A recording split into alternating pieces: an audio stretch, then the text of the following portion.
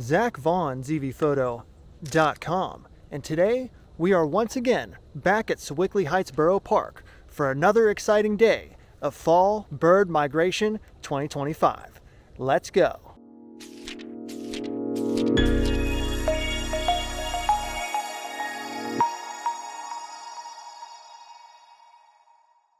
So last night's birdcast forecast, which for anyone who isn't familiar is Cornell University's bird migration prediction model.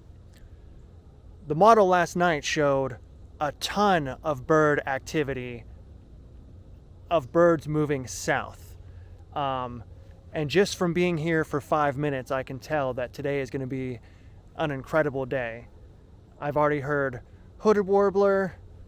You could probably hear the other warbler chip calls, which is actually a great way of trying to get on top of birds.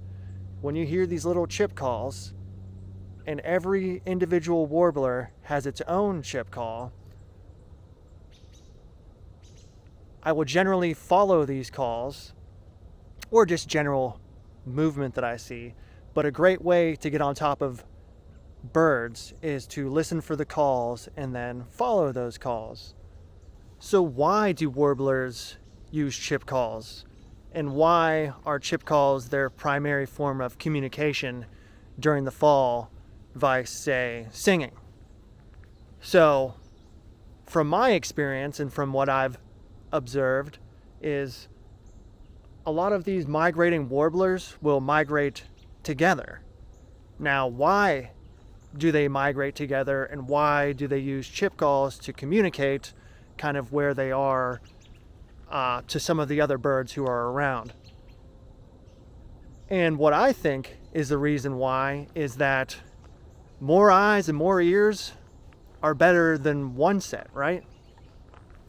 When these birds are moving around into these new locations as they're moving south, there are predators around, such as, Cooper's hawks, sharp-shinned hawks, other snakes. There's all sorts of predators that might be hidden. Now, when a bird comes down and sees, one of these predators, it can communicate that to the other birds around. So being around a group, being in a group of more than one bird can actually probably up your survival rate considerably than just being out here by yourself. Another reason could also be that perhaps one of these birds finds, a grapevine with tons of grapes on it. This is a very important resource to hungry migrating birds. And because they're moving in a group, that bird might not even have to communicate that it found this food resource. It's just going to be able to see the activity and then go to that same vine, and then there you go. It has a meal that it might not have found otherwise.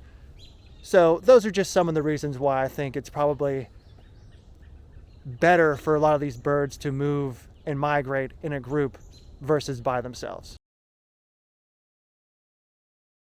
So for the past 20 minutes, we've kind of just been moving down that wildlife restoration trail. And once again, we were just listening for the chip calls, and that's what allowed us to get on top of the birds.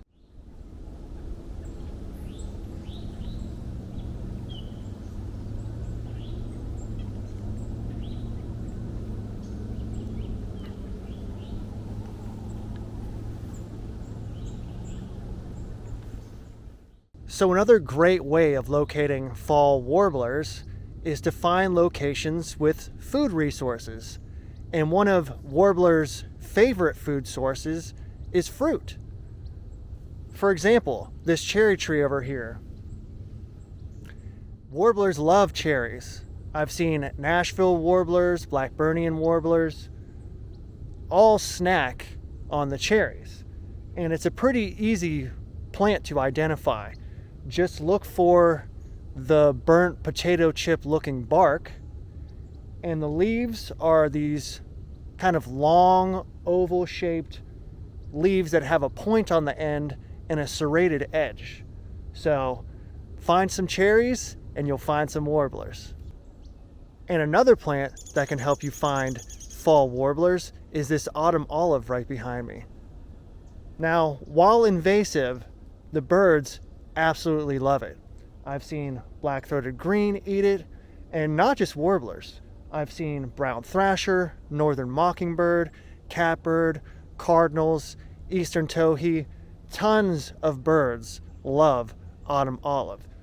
So if you happen to find autumn olive while out on the trail, take a few moments to see if there are any birds around. So another plant species that fall warblers absolutely love is gray dogwood. Now this plant is extremely easy to identify this time of year because it has these bright white berries with this little black dot on top of them, which somewhat resemble cartoon googly eyes. So you should be able to find them pretty easily just on that description alone. But not only do fall warblers love these, but blue-headed vireo and red-eyed vireo also love these tasty berries.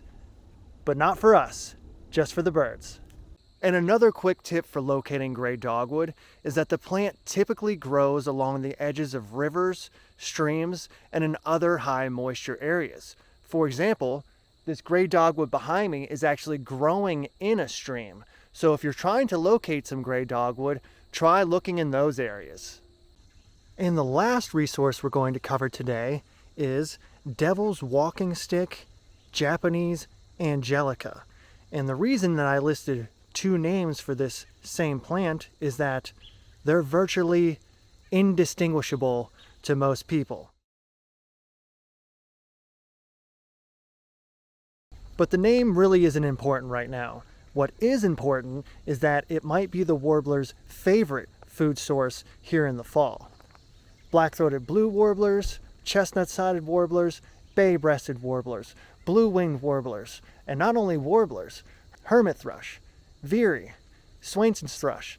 The list goes on and on. Birds absolutely love it. So if you can find it, always take a second and check it out. You won't be disappointed. So those are just a couple tips that will hopefully help you find fall warblers this fall migration season. And remember, listen for the chip calls, follow the chip calls, and try and find a few of these food sources that I've listed today. They can definitely help in your search for fall warblers. Take care.